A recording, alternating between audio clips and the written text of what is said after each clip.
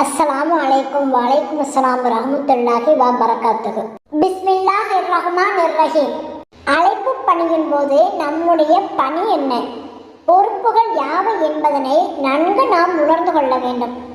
இறைத்தூதர் முஹம்மது நபி ஸல்லல்லாஹு அலைஹி வஸல்லம் அவர்கள் இறைநெறியின்பால் அழைத்தல், சத்தியத்துக்கு சான்று பகர்தல், மேலும் அதற்காக பிரச்சாரம் செய்தல் போன்ற கடமைகளைத்தான் நிறைவேற்றிக் கொண்டிருந்தார்கள். எனவே நாம் நபிகள் நாயகம் ஸல்லல்லாஹு அலைஹி வஸல்லம் அவர்களின் வாரிசு எனும் அந்தஸ்தில் நிறைவேற்ற வேண்டியது அந்த கடமைகளைத்தான்.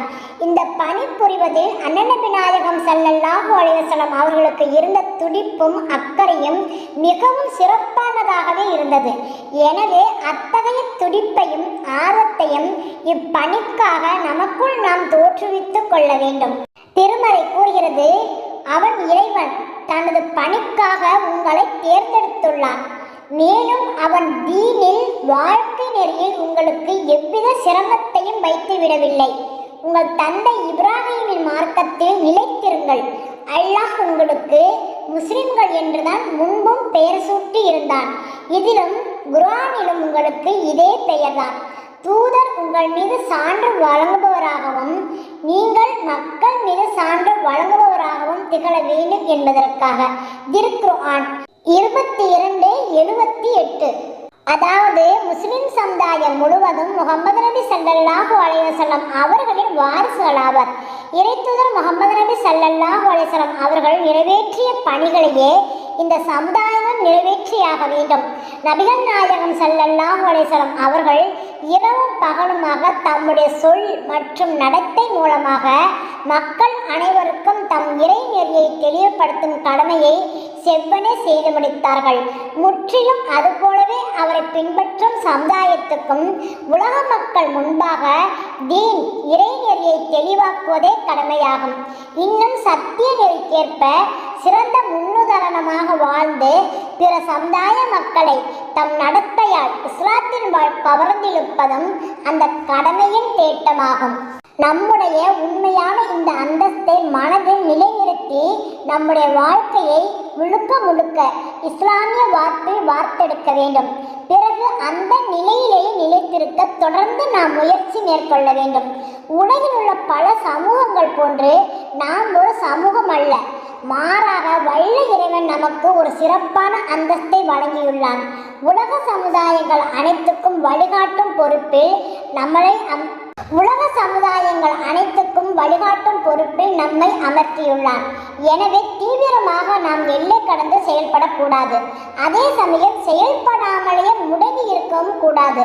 இத்தகைய குறைபாடுகளிலிருந்து விலகி இறைவனின் நேரிய ராஜபாட்டையில் சமநிலையாக நாம் நடைபோட்ட வண்ணம் இருக்க வேண்டும். இன்னும் திருமறை உணர்த்துகிறது, மேலும் இவ்வாறே முஸ்லிம்களான உங்களை நாம் உம்மத்தன் வசந்தன், சமநிலையுடைய சமுதாயமாக ஆக்கினோம். நீங்கள் மக்களுக்கு சான்று வழங்குபவராகவும் இறைத்தூதர் உங்களுக்கு சான்று வழங்குபவராகவும் திகழ்ந்திட வேண்டும் என்பதற்காக. இதற்கு முன்பு எந்த திசையை நோக்கி நீர் தொழுது வந்தீரோ அதனை கிப்லாவாக நாம் ஆக்கி வைத்ததெல்லாம் யார் இறைத்தூதரை பின்பற்றுகிறார்கள், யார் மாறி சென்று விடுகிறார்கள் என்பதை நாம் அறிவதற்காகத்தான். இது கிப்லா மாற்றம் மிக கடினமாக இருக்கவில்லை. அல்லாஹ் உங்களுக்கு ஈமானை, இறை நம்பிக்கையை ஒருபோதும் வீணாக்கி விட மாட்டான். நிச்சயமாக அல்லாஹ் மனிதர்களிடத்தில் அளப்பரிய கருணையும் மிகுந்த பரிவும் உடையவன் என்பதை உறுதியாக அறிந்து கொள்ளுங்கள். திருக்குர்ஆன் 2:143. நம்முடைய இலக்கையும் குறிக்கோளையும் நாம் நன்கு அறிந்து கொள்ள வேண்டும். மேலும் உளப்பூர்வமாக அதனை மேற்கொள்ள முயற்சி செய்ய வேண்டும். திட்டவட்டமாக இறைவனுடைய பார்வையில் இஸ்லாமிய சமூகத்தின் குறிக்கோள் இதுவே. அன்னநபி நாயகம் ஸல்லல்லாஹு அலைஹி வஸல்லம் அவர்கள் கொண்டு வந்துள்ள தீன், இறைநெறி முழுவதையும் நிலைநாட்ட, மேலும் அமல்படுத்த ஒருமனப்பட்டு வாய்மையுடன் முயற்சிக்க வேண்டும்.